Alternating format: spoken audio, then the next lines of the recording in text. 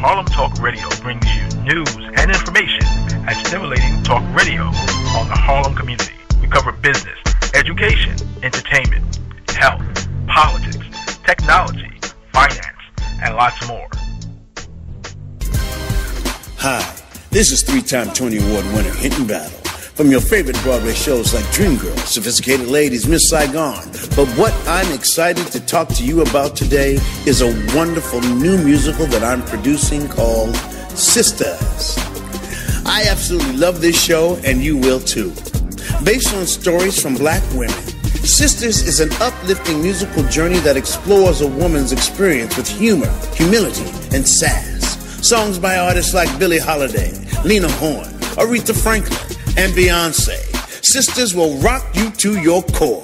The music, the moment, the message will be etched in your memory forever. So start texting, tell your friends, get on the phone and order your tickets now to see Sisters at the St. Luke's Theater. For tickets, visit telecharge.com or call 212-239-6200. Sisters. Welcome back, everyone, to Harlem Roots and Beyond on harlemtalkradio.com. This is Lydia, and sitting with two amazing gentlemen this evening around both teachers in the public school system. And I actually named this show, guys, Voices from the Trenches. Two public school educators school us, because the average layman doesn't know what happens in a classroom. If you are someone like me who does not have children in the system, you really don't get that look every day.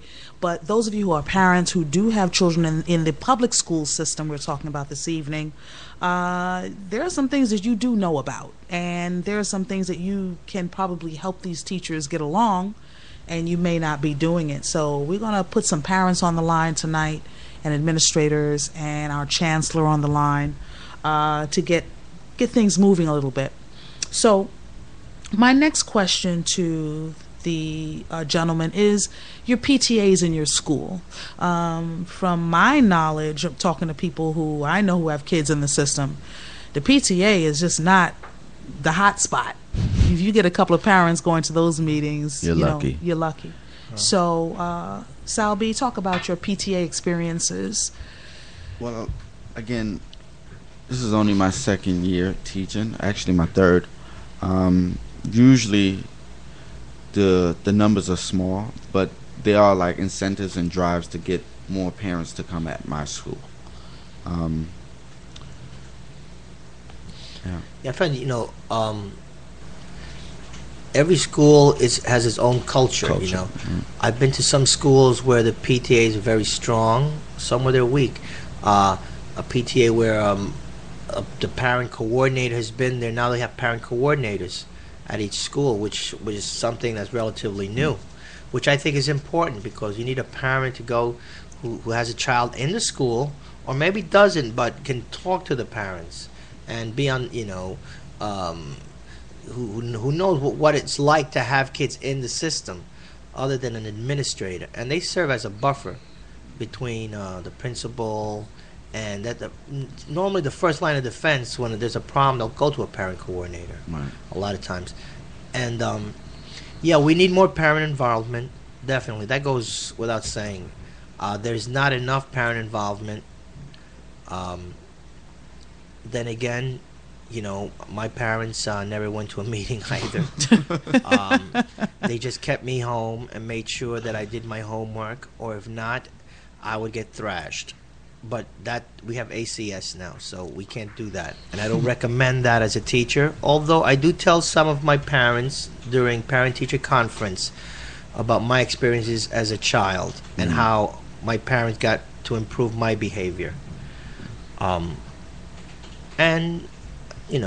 nothing that I will recommend. All I have to say is that my B's became A's. My conduct became much better after my father gave me a talking to. Yeah, a good talking to, I'm sure. Yes. So when you have your PTA meetings, there are excuses from parents, and all excuses are not, get over excuses. We do know that people are working 2 and 3 jobs. We do know that there may be single parent households. Definitely. We do know a lot of different things. So when you do find parents who are engaged in the PTA experience with you guys, what do those conversations look like? Give us an idea of, is it just talking about the child's progress, but does it go into some kind of therapy with the parent? Maybe the parent is saying to you, listen, I don't know this stuff, man. I didn't have algebra like this, or I didn't have science, projects like this. I don't know how to help my kid. So what do you say to a parent who's present in the PTA meeting, but who's saying, I don't even know what to do with my kid's work. I don't know how to help them. Well, me personally, I acknowledge the fact that there are parents that are not exposed to or not comfortable with the material. But again, I take it upon myself. I'm solely responsible in that case. I am that second parent. Again, sometimes the first parent. That's just my approach. I'm responsible. But what I do want to tell the parents is that it's okay. Maybe I give you extra resources, give you places online to go to, you just kind of refer them to other again, resources. Yeah, no, there are resources, and there's tutoring. I mean, I know I go to schools where they have Saturday academies. Public school, have your kid come in for math on Saturdays. If the kid doesn't want to come in on a Saturday and the parent doesn't let the kid come in, rather play baseball, well, those are choices that are being made. Right. After school programs. After school, kids can stay. And they can do math. They can do science. I mean, they're programs that are in place in the public school system. And most of the time, you can find, they have people that are coming in different organizations. I forgot the name of one where we have kids, college kids, that come in and help out. And at the school, I guess they're interns. I forgot the name of the organization. They come in, and I see them doing reading with the child out in the hallway, sitting. This is what they do. So they kind of help out. So there are resources. You have to read to your kid every day. If you have a small child, you have to read to them. You have to make sure they do their homework. You have to make sure that they're not watching, wrestling at 11 o'clock at night. Yeah, the culture starts at home. Simple little things. Right. Yes, we have them for 8 hours perhaps during the day, but then they're home. But I understand that there are things that happen. Some of these kids, I teach in the South Bronx, and some of these kids take care of their families at night. I mean, there was this one boy, I couldn't stand this boy. He'd be jumping from desk to desk, hitting kids. I couldn't stand this boy. Then I found out that he went home and he fed his family. Wow. They said, he goes home and he makes rice and beans and steak for his family. I said, really? I said, no, he told us exactly how he does this. So at home, he has to be a man and feed the family, make them dinner. So what that boy going to do during the day?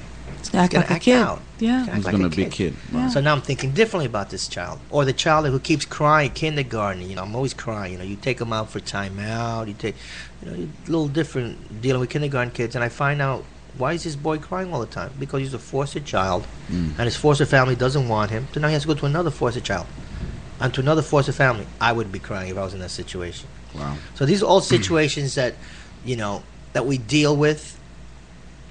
And when we're asked to be on page 96 at a certain time during the week, across the board, and if we're not, we can be written up. I have issues with that. Oh, well, I would have issues with that as well. And LP, with respect to your discipline, which is music, and with all of the cuts around arts education, what happens? Like, what does your school dynamic look like in terms of music classes? Is it? Well, it's a shame. It really is. I'm an excess music teacher. I'm now an ATR. That means absent teacher reserve system. There are about 800 or so in the system. We serve, I guess, like substitute teachers. I've been to 25 schools last year. As an ATR, every week on a Thursday, I go to my DOE email and I get my assignment for the following week. I stay there for 1 week. That means that the principal probably doesn't really care much about me because I'm only going to be there for a week. The students aren't really going to care because they look at me as a temporary person. My attitude is I really can't think of a long-term thing to do with these kids because I'm going to be gone by Friday. So it's a raw situation. It's a bad situation for me, but I still do music with them. What gets me upset is I go in and teach at these schools, and they'll put me in perhaps the gymnasium with a gym teacher who's covering 2 classes. So now we're talking about 60 kids when there's a closet full of musical instruments there and no music teacher. But they'll have someone come in from the outside, some music organization, probably some musician who's a pit orchestra musician on Broadway, who comes in. He's going to make his $35 an hour, working 2 or 3 days in the public school system. Shows them a little trombone, has no class management skills because they don't really teach. They're going to make their money. They go home, maybe put a little concert together. It's kind of, shaky. And why do I say this? Because I go in and I help out those teachers. The principal will put me in that class to help that person because they have no class management, a lot of them. Not all of them. Rather than put me in. So that's how they'll say, well, we have a music program. You have a music program because you have someone coming from the outside, and that saves them the salary of a tenured music teacher. Program, quote unquote. Yes, we do music with, arts audiences. I'm not saying it's a bad organization. I'm just saying that it's not the same as having a full-time music teacher who knows the children. So when you say something like you've been to 25 schools last year, that alone would let anyone with a modicum of common sense to say there's not going to be any connection between you and the kids. There's not any, like you mentioned, no connection between you and the principal, no connection between how you're going to prepare your lessons week to week to week, school to school to school, traveling all around. So that in itself, family, if you're listening very closely to what he just said, we're not educating our kids that way. We're just sort of babysitting them and this ATR, right?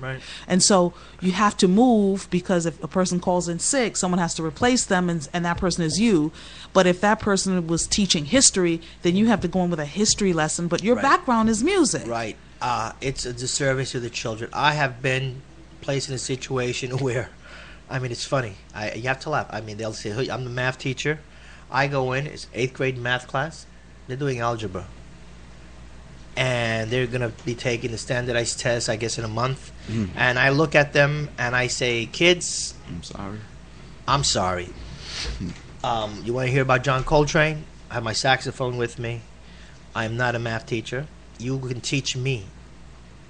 But that's my situation. Now, let's talk a little bit about that, the creative means in which you can to teach, right? So music is done within a numbers dynamic, and so if a child is young enough, you can use musical notes to count with them. But I would imagine if a child is in high school preparing for a regents, you can't use 4 bars here and 8 bars there to teach them. Yeah. Well, the principal is not going to want me to entertain them or to teach them music when they really want that math. They have the kids, of course, are very happy.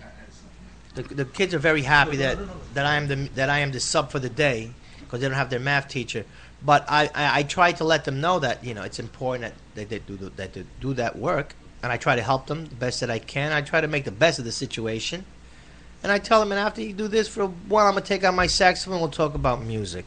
That's beautiful. I just want to interject. No, it's fine. Lydiga, this is like a very great show.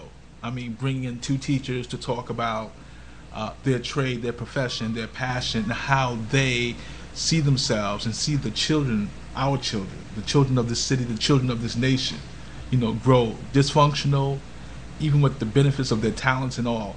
I just want to ask, too, because we have a music teacher here, and we have a science teacher here. I remember growing up, and you see those movies where the music teacher, he goes to this tough class and the kids are like unruly, and he has to find a way to inspire them. And the science teacher, he has this idea that science is the key to the universe and understanding the soul, and comes back to earth. How can I get these kids to be the next, if not nuclear scientist, the next person who discovers a new vaccination or something like that? Do those movies come to mind where and inspire you? Can you guys do those type of things? Is the system holding you back? I know you come out your pocket to pay for certain supplies, but in the movies, it just looks so great. I mean, how is the movies, does that reflect real life in terms of your profession? Well, I'll tell you, you know, to be a teacher, people don't get into teaching for the money. You know, they really want to do this. I mean, I started late in my life teaching, and I'll tell you, when you love what you're doing, kids know that. Passion. You know, they pick it up. You know, if you're in there, that's why I can't fake being a math teacher or a science teacher. There's science teachers. Science is a great subject. I mean, man, look what I can do with this. And boom, they love that. You know, kids, wow, look what you did. Make that light, you know, do this, and this blew up or whatever. You know, what do you have in that case, Mr. P? Get a guitar. What do you think I have in here? Is it a guitar? Is it a saxophone? Once you take that out, ooh, boom, the minute you start playing, that's it. They hear that, your soul and they know that out. you can play. You opened your soul. That you're just not carrying this thing around to show off. And they'll say, "Yo, can you play Planet Rock or you know the Pink Panther or whatever?" And you play something beautiful for them, or you have them write something, notes on the board. Say, "Look, man, you know this. You know every good boy that's fine, and we're gonna write a melody, and I'm gonna play. We're gonna play what music that you." Okay, you know, boom, and you start playing that, you know, and then they hear that, oh, wow, that's great.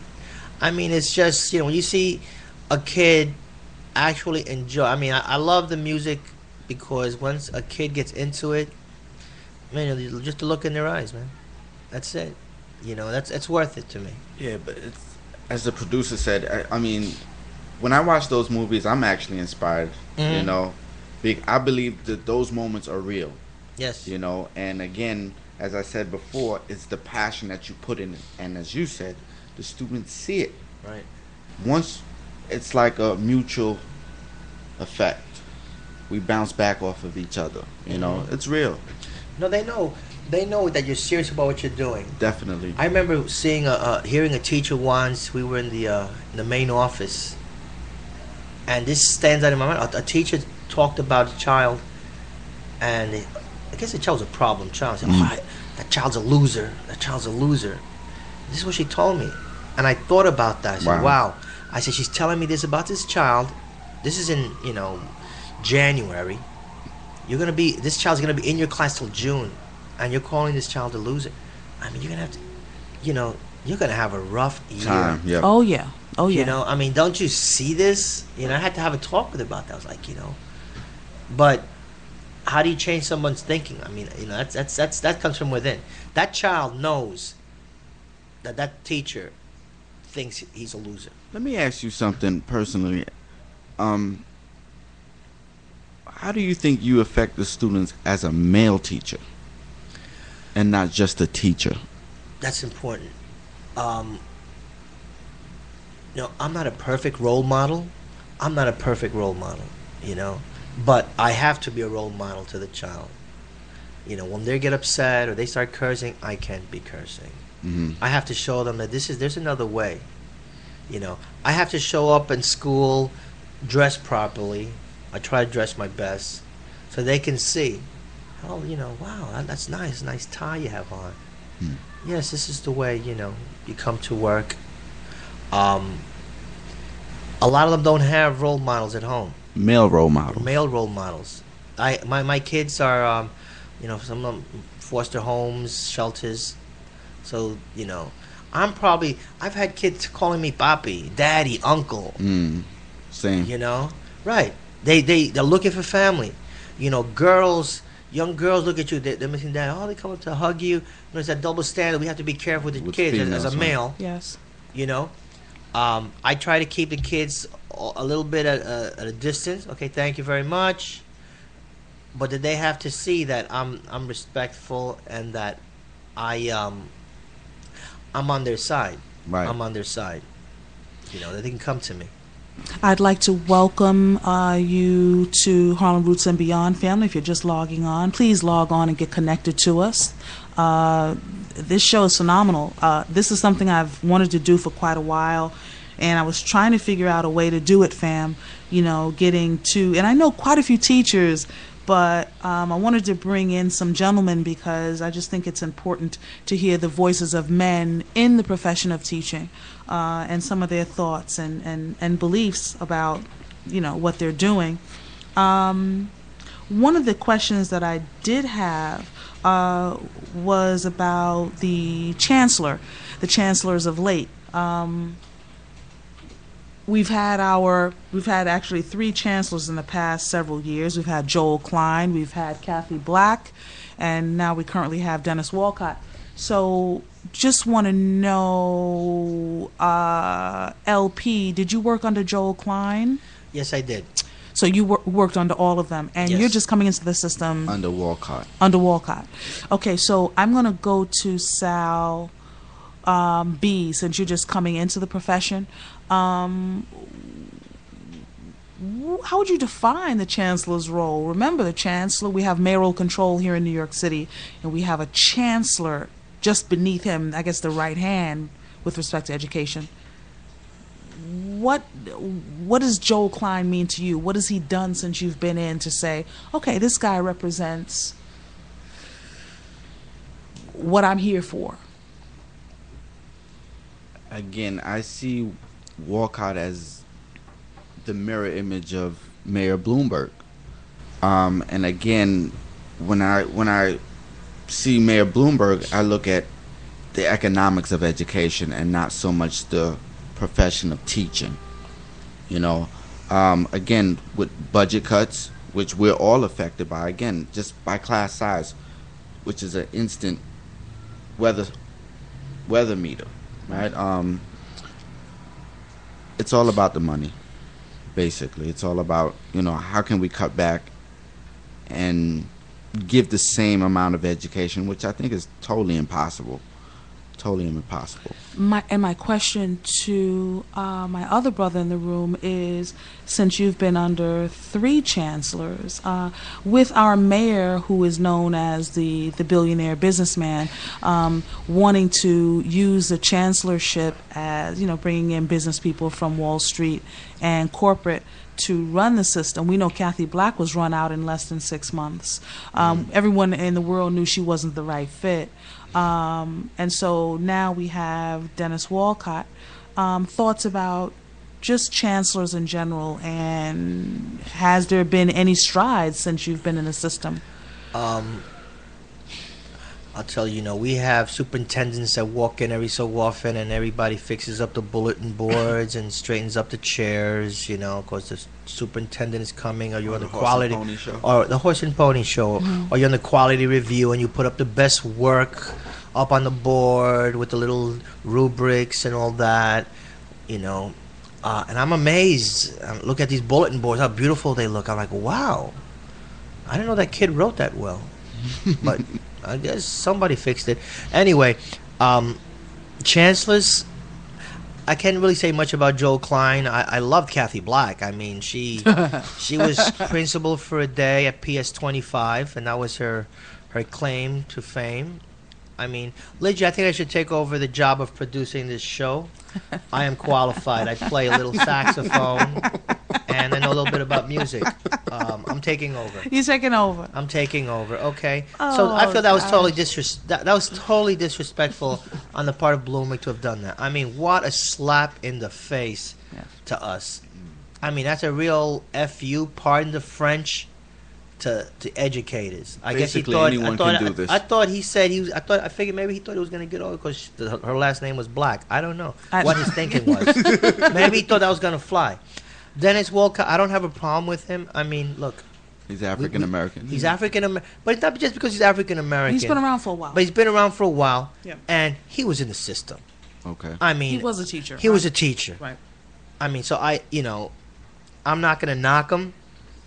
He's doing the best that he can under the situation. Mayor Bloomberg is the man. By the way, Mayor Bloomberg thinks our shelters are the best. They're like 5-star hotels, shelters. This is how removed he is from the average person. Well, when you get paid $1 a year and you have, your home is in Aruba, that's where you spend your weekends, it's nice. It's nice. Your feet don't touch the ground. Maybe he should come to the South Bronx and spend a day at some of these schools. Yeah. Maybe he should try to teach a class. How about that? Ooh, right. Right. But they'll give him a special class though. They'll set it up for him with just the best kids.